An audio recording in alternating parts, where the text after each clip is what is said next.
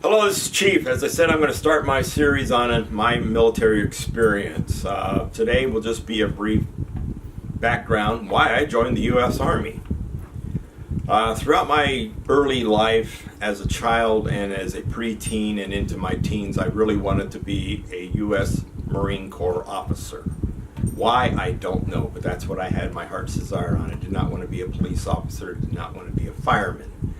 But by the time I was in high school, I realized that as a skinny little runt that I was not Marine Corps material at all, especially to be an officer to lead fellow Marines, because you should be about the same size as they are if they were going to listen to a young lieutenant.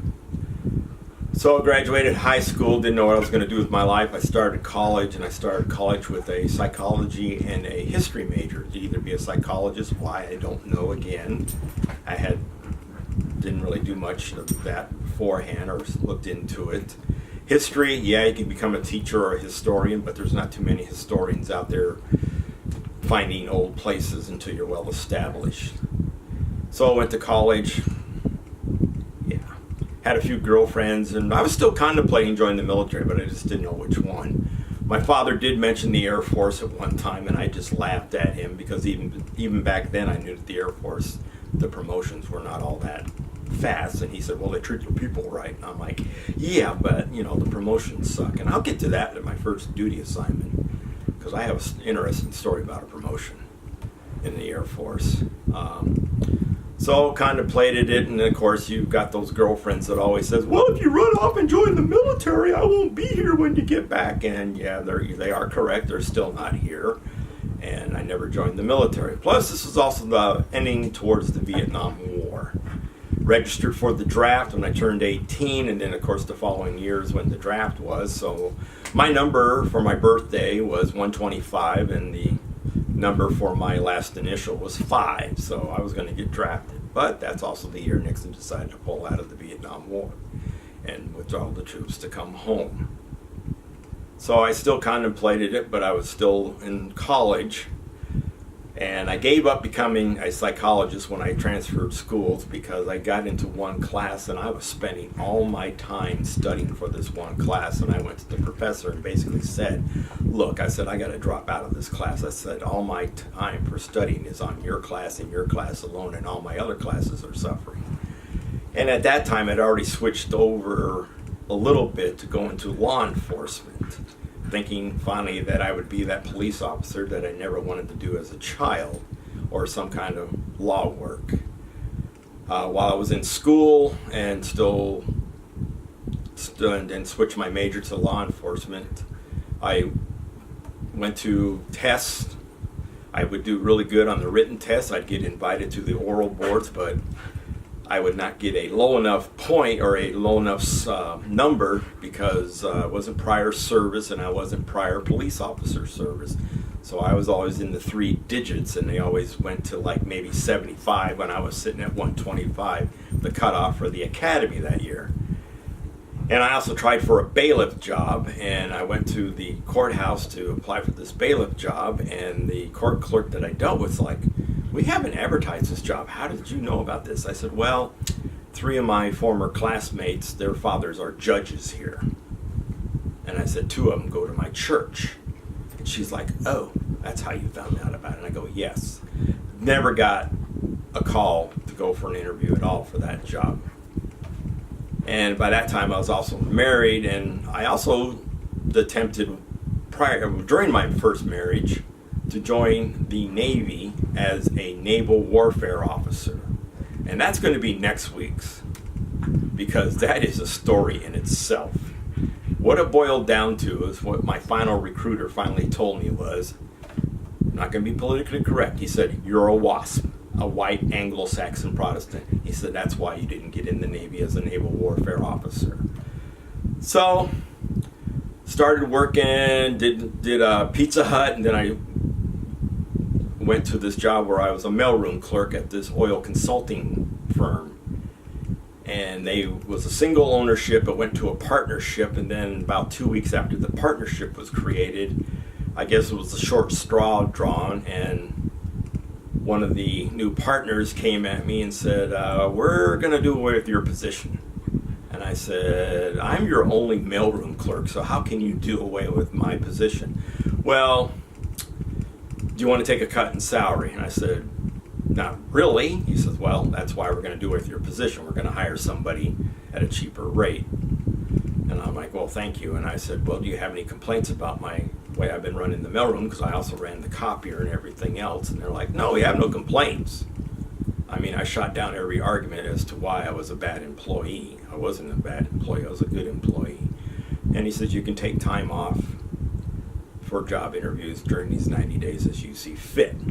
Well, the same time I was being laid off, a whole bunch of other companies and throughout the Denver area, Denver, Colorado, they were laying off people right and left too. So I was going to all these interviews like all these other individuals, and I was being told a lot of times, you're overqualified for this job. And I look back at my job experience at that time. I worked in a grocery store, I worked in the Pizza Hut, and I was a mailroom clerk, but yet I was overqualified to do clerical work.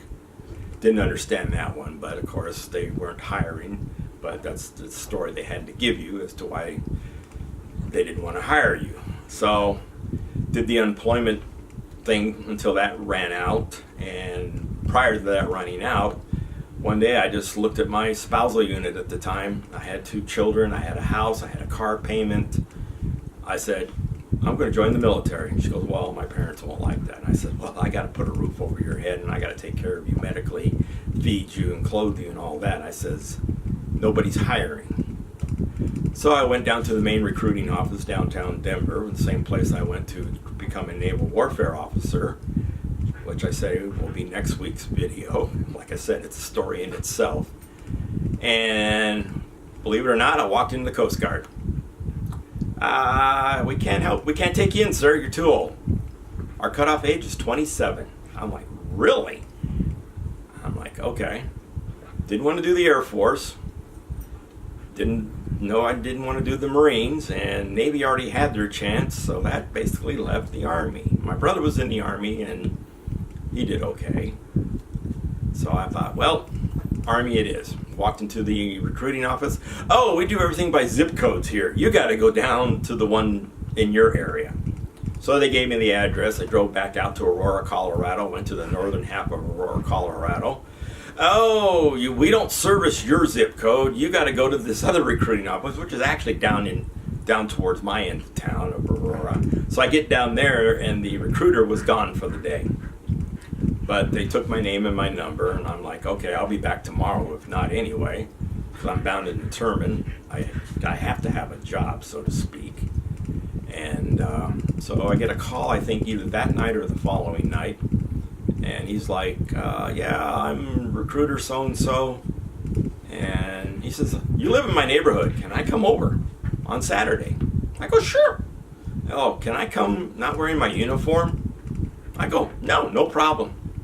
So he shows up Saturday morning. He lived a couple streets over. He actually lived in the 1st division of our housing project. I lived in the 2nd division of our housing project. And he basically sat there and talked to me. I told him my woes about becoming a naval warfare officer. And he listened to me, and he says, oh, by the way, what would you like to do? And my spousal unit piped in. He needs to do something meticulous with his hands. And I'm like, okay. I don't know what she was referring to, but I'm very good with my hands, I guess she thought, and that I needed something. But I like problem solving too.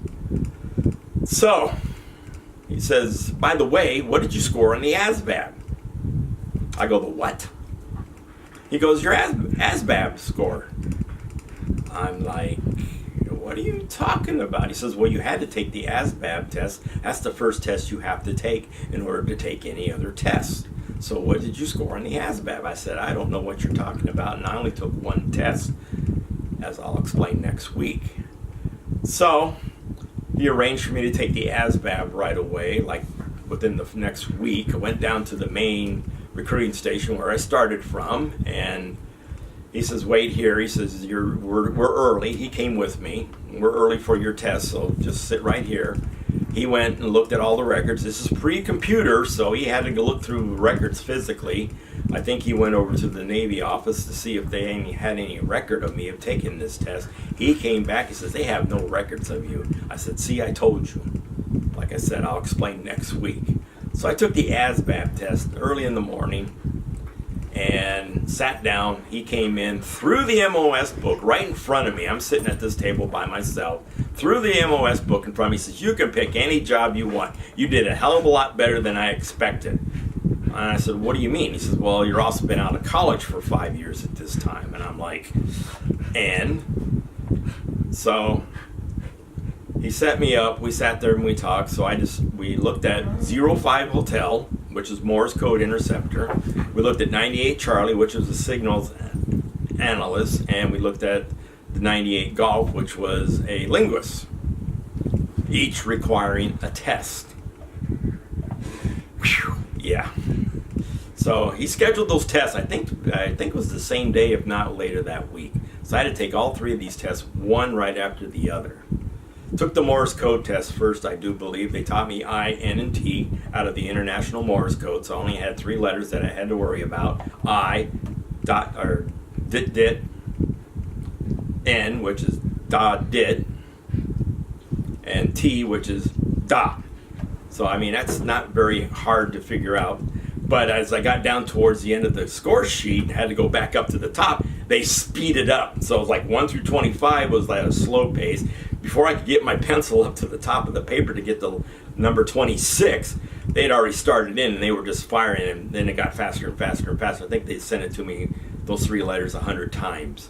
And I guess I did them in correct sequence, because like I said, before you got to the top, it started in again. So then I had to take the Intel Analyst test, which is called the AP. I don't know what it exactly stands for. I didn't look it up earlier. And that was only like about 23, 25 questions. And basically it was building matrices and solving puzzles. And like Sam needs to talk to Fred, but they've got all these people in between them, because Fred got a message from Simon, so Simon has to get the message to Fred, but he can only talk to certain people. So it was like building who can talk to who, and got confusing. And then it got to this one puzzle, which was a square, 25 boxes, and some of the numbers 1 through 25 can only be used once where it's inside of it. So I'm sitting there adding across, I'm adding up and down, and I'm like, I don't know how to do this. So I'm looking at this box, and I lay my head down, and when I did that, the box shifted, and I looked at it, and it was just so easy. It was 1, 2, 3, 4, 5, 6, 7, 8, 9, 10, 11, 12, until you got to 25. I was like, oh my gosh. And then I took the language test. That was the craziest one of all, because they just kept introducing rules, and the only one I remember is that they put the emphasis on the verb and the noun, like bala playa. So they put an A at the end of the verb and an A at the end of the noun, and then of course they kept changing rules. You know, they put the emphasis here, they put the emphasis there, but you got 4 choices. You know, how would you say this in this particular language? And you're like, okay, A sounds good, B a little bit, C, no, D, but I can't listen to A and B again, so you got to pick. So I don't even know what my score was, because it's not in my 201. It never was put in there. So he came back and basically said, I can get you an 05H or the 05H. Sorry, I don't like to say O, because we were taught in basic training, it's either an O or a 0 be correct, because if you send the wrong thing over a radio message, you're going to confuse people.